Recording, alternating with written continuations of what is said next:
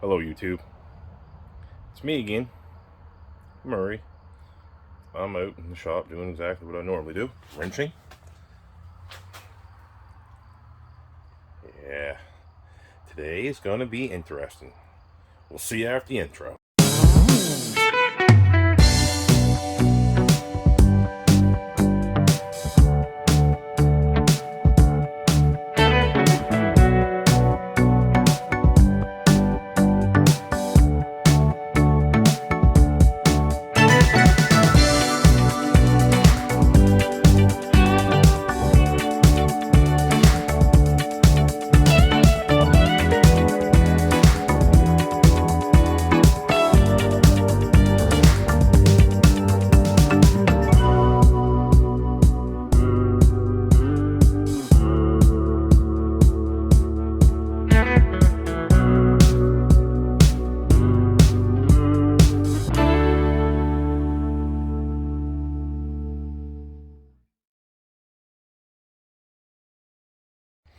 Well YouTube, I didn't want to bore you with any more painting,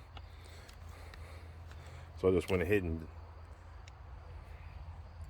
and did these. Not too shabby. Not too shabby. Here's a little tech tip when you're painting plastic. Always run a couple grands to a couple nails stuck in the ground. Gets rid of that static. Yep. Hey look. A fly in my paint. Surprise, surprise. So here's what we're doing today. This is the cheapest filter that Napa had. 15 bucks. It's the same filter that fits in my old Dodge Ram. 727 904 is what this car has. It's a 904 torque fleet. We're also going to adjust the bands in it. There's 3 adjustments that we do. We torque them to, I got it written down what the foot pans is. I'll show you in the video. And then you back them off 2 turns each band, and that will adjust her up. So we'll give this poor old transmission every fighting chance that she has. It's not its big brother, the 727, but 904s, you know, not as good, but a lot of racers like to use them too. So I'll go get my pan and stuff geared up, and we'll see you under the car. All right, YouTube. Now we're gonna get this. I had to go in for supper. Starved. So set my little thing here. Grab my ratchet. We'll just see here on before I use the Ooga Dooga on her.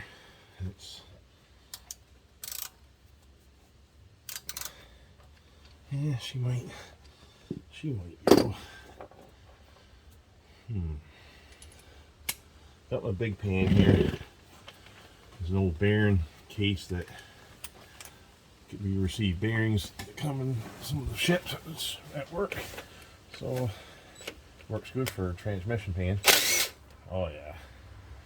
So much nicer. Oh yes. Yes sir, yes sir. I usually like to set them in here. Bolts will clean them up later.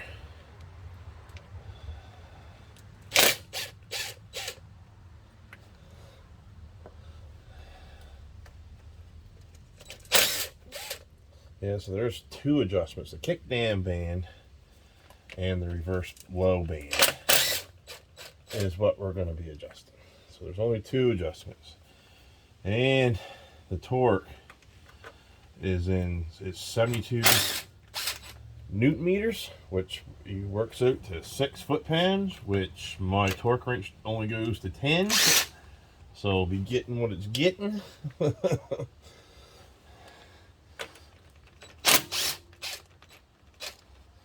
An inch-pound torque wrench is just something I got no interest in at this present time.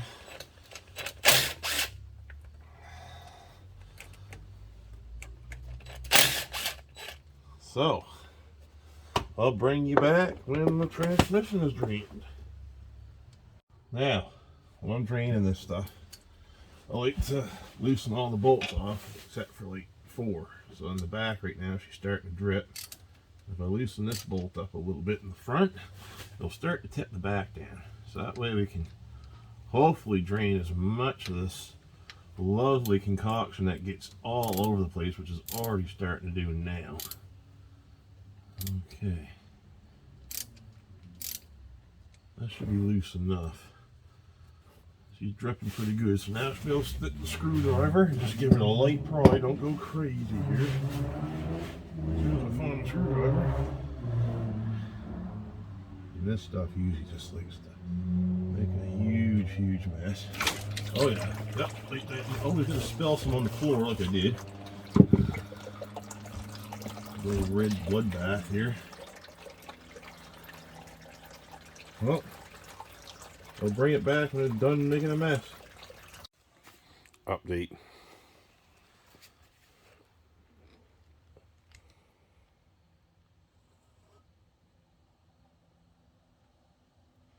Not too bad. A little bit of glitter, but nothing serious. Fluid was pretty clean, pretty red. So I had to adjust these bands because I just don't know. You should if you ever buy a car, an older car like this, you should always change the fluids that come in the car, because you just don't know unless it's written down or you have a receipt. Change the fluids. Antifreeze, oil, transmission, diffs, change it all. Just don't even trust what the seller's trying to sell you. So I'll get this cleaned up and I'll bring it back. So the first thing you want to do, peel your gasket off. Get in there and just peel it off. Yeah, it's destroyed. It's cork. They get old and brittle and leak. And the new kit comes with a cork gasket too, which, yeah, probably shouldn't have cheaped. Get the better one with probably a little better gasket, but I usually generally change my fluids once a year. Transmission oil. Don't matter if I put it in 5,000 kilometers ago, I change it. Just because I've had enough transmission troubles over the years to know that change your oil. Mechanic that taught me when I was first starting out at the shell garage, he was always the same way, change them fluids. That's the life of your car. Any part on it. And I'm a firm believer in some, quality lubricants. Like the Klondike stuff seems to be working pretty good. I've used that here for quite some time now. Actually, I bet you 3 years now, and haven't had any troubles with it. Yeah, no, I have not. So anyway, I'll get this cleaned up and bring it. Alright, YouTube. Then I take a Phillips screwdriver. There's 3 Phillips screws here that holds the filter in place. And you just screw them out. I'm pretty sure these are long. Really long. Yeah, this is just like my old Dodge truck out there. She's got a 518 A, I think. I can't remember. Man, there's so many with Chrysler. Oh, yes, I'm a Mopar guy, but man, there's so many flipping numbers with them transmissions, man. Christ, I can't keep up with them. It's like that. Yeah, I had that transmission rebuilt in that old Dodge truck before I went to Alberta in it. And that served me well. The buddy I sold it to, if anyone doesn't know the story of the truck, that truck, I sold that to my buddy at work in 2014 or something like that. We traded it for a Jeep. I ended up buying the Dodge truck back. So yeah, that's why you hear me say it survived my other buddy, because a Sherman tank wouldn't survive that guy. He's hard on gear. But anyway, enough of that jib jabbering. You'll see there's a bunch more fluid coming out of this filter. So yeah, I'll get that all out. I usually like letting this stuff drip for a bit, get all that old oil out. I don't care if I gotta put an extra liter in. Get rid of it all. Good riddance. Into the saucepan. Oh, okay. There we are.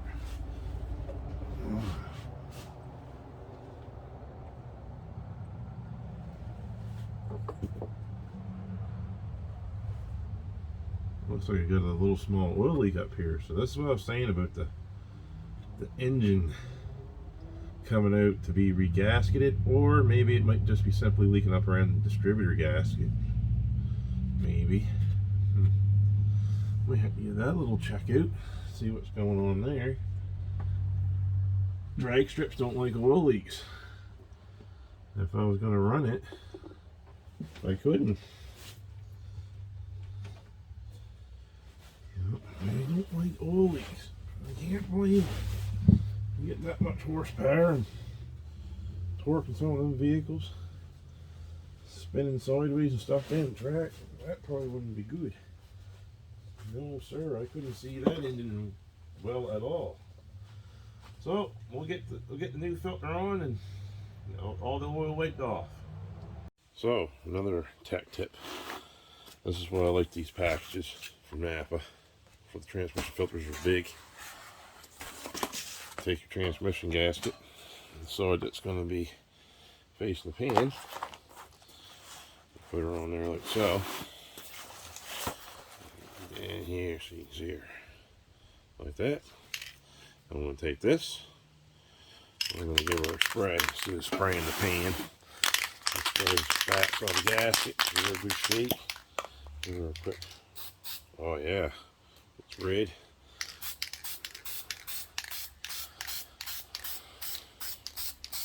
A healthy dose. You'll see here in a minute, it's a good way to make a pattern too. That on there, good. Yeah.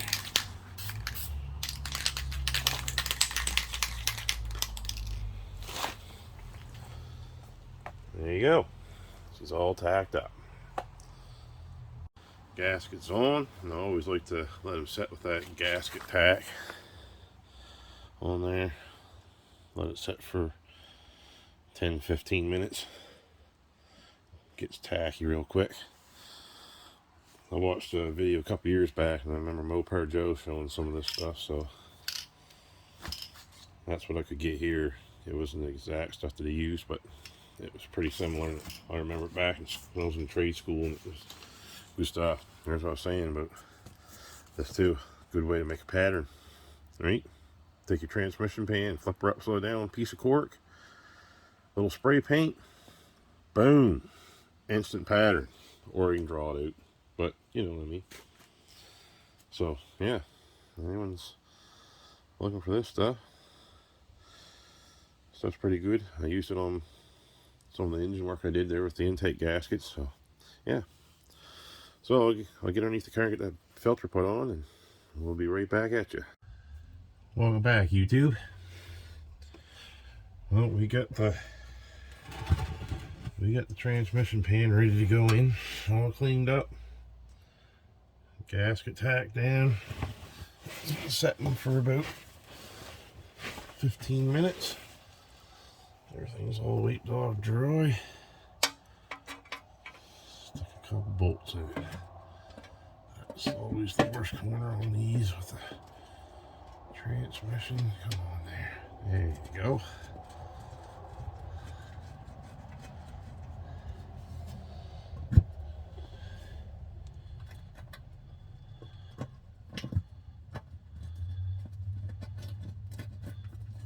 Cool. There we go. Now, I'll see if I can get one here in the front somewhere. Oh, that gasket tack works great, guys and gals. That works awesome. Me being a dummy forgot to pick up a tube of Permatex like I normally like to use, the Ultra Black. You know, that's really good for oil. It's oil resistant and stuff, you know. Safe on that stuff. I just put a little thin skim just to kind of help hold the gasket. These things always leak. Don't matter what they are, if they're rubber or cork. I like the old school rubber ones with the crush sleeve in them. Like that's the, or the little crush washer in them. That's cool. They're the good ones. I used to like them gaskets on some of the older GM cars, the V6s and stuff had some of them, because I had a couple of those cars myself. Yep. Yep. Old gasket tack.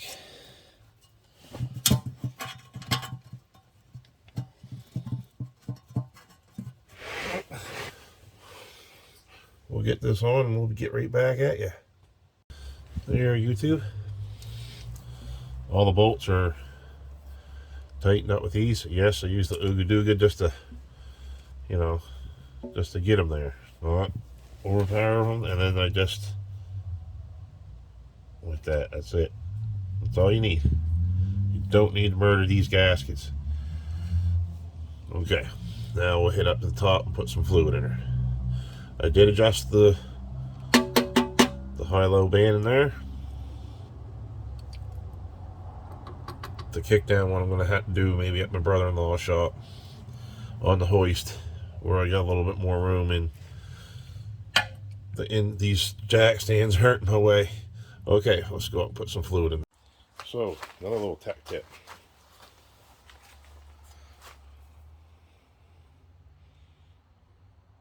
I always buy these type of funnels for doing transmissions, because a lot of times on these older vehicles they're way in behind the engine. I also like to give them a little blast through the brake clean too, but I usually save these. I put them in a bag in my shop. You just give them a little blow through like that.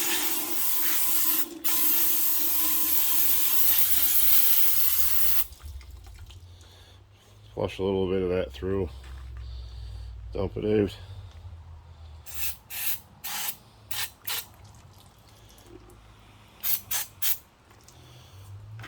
There. Now we'll let that drip dry, and that should be good. So, transmission dipstick is right there, way down there. Especially when you're jacked up here. But I get you set up here so you can get a little better camera angle here. This is what it will say on the dipstick here. Focus, camera, focus. Well, I guess we're not going to get no focus today. No focus for you. Well, onto it says, add 1 point, full. Check wind hot, idle, and neutral. That's one thing that's crucial with a Mopar. Always check them in neutral. If they've been parked for a while, also, like when you're storing them in the wintertime, say you get a nice day and you want to take them out for a burn, there's no salt, whatever, or you just want to pull them outside, put them in neutral first before you start them. It's a lot easier on the pump. Yeah. Then it says use Dextron auto trans fluid only. Right on. Well, we got Klondike. So, what we're going to do, that right down there. So, I'm just going to put 4 liters into it today until we can fire her up tomorrow. I'm going to get her down off the jack stands here so we can get it in the back. Need to readjust the rear brakes. Just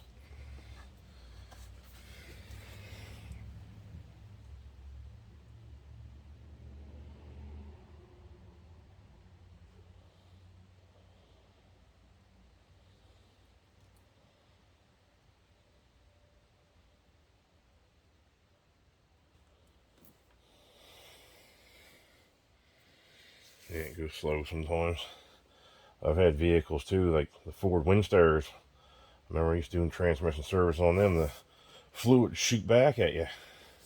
You used to have to pull the funnel out of the dipstick just a little bit, so it had like almost like a little vent. Because if not, they just spit at you. It was crazy. I do like these jugs too with the markers in there.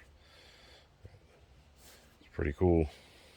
I'll get right down to the 1 liter mark, and that should be good for tomorrow. I got another liter just in case I gotta top it up. I'm pretty sure it's like 4.5 liters, but it's always good to have an extra one, because I always find sometimes you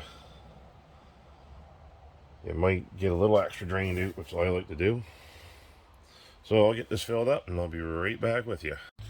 Tech tip: keep the funnel in there for like 5 or 10 minutes. Let it drain into the transmission. Don't pull it out and it's all over everywhere, you know. Let her drain out. Takes a little bit of time. It's not a race here.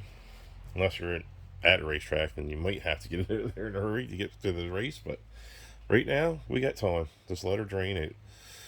So, I'll be back with you. There. Transmission fluid is full.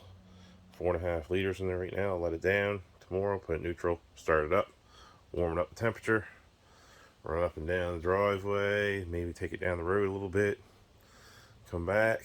Check it neutral again. Usually I like to do that over a series of like 20-25 minutes. Then let them park. And the next day I go out and drive them a little bit again and double check just to make sure.